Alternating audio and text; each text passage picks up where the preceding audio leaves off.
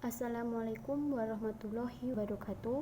Perkenalkan, nama saya Fitri Ratna Wulandari, NIM 4011844, kelas Ekonomi Syariah B semester 5. Di sini saya akan menjelaskan studi pendahuluan dan kajian pustaka dalam metodologi penelitian. Nah, ada 3 konsep berkait, yaitu pendahuluan, kajian pustaka, dan kerangka konseptual. Yang pertama yaitu komponen studi pendahuluan.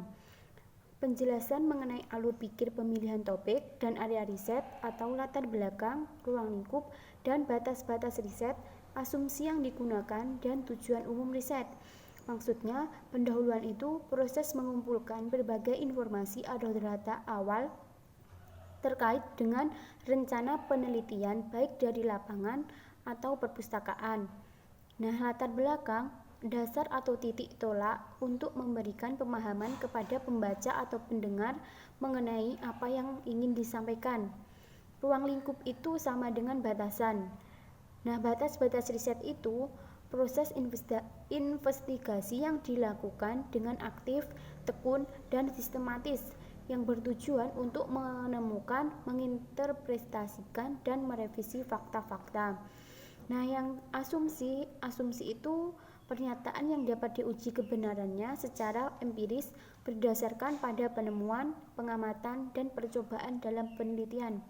Nah, yang kedua, elaborasi tentang tinjauan terhadap kepustakaan atau literatur review dalam bidang yang dikaji atas riset terdahulu. Elaborasi itu sama dengan penggarapan secara tekun. Yang ketiga, gambaran tentang hubungan antara hasil kepustakaan dan kerangka konseptual yang dikembangkan. Yang kedua yaitu komponen kerangka konseptual. Yang pertama, mengemukakan kerangka teoritis yang dipakai dalam penelitian. Yang kedua, mendeskripsikan hubungan antara masalah yang diteliti dan kerangka konseptual yang dipakai, atau bukan membahas komponen-komponen masalah secara berdiri sendiri terpisah dari tema pokok penelitian. Yang ketiga, menjelaskan hubungan antara kerangka teoritis dan penelitian terdahulu. Maksud kerangka konseptual yaitu suatu hubungan kaitan antara konsep satu terhadap konsep yang lainnya dari masalah yang ingin diteliti. Kerangka konseptual itu memberikan petunjuk kepada peneliti di dalam merumuskan masalah penelitian. Kerangka konseptual diperoleh dari hasil sintesis dari proses berpikir, deduktif atau aplikasi teori, dan induktif atau fakta yang ada atau empiris.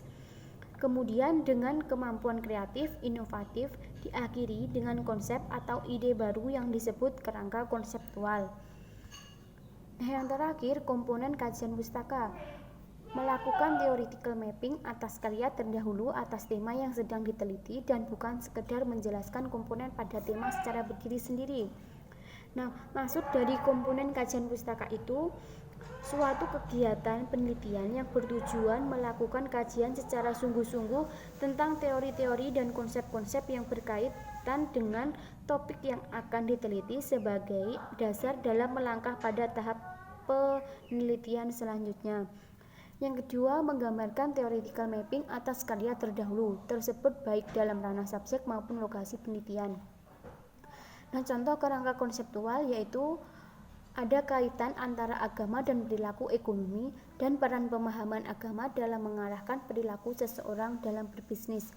Sekian dari saya, apabila ada kurangnya saya mohon maaf. Wassalamualaikum warahmatullahi wabarakatuh.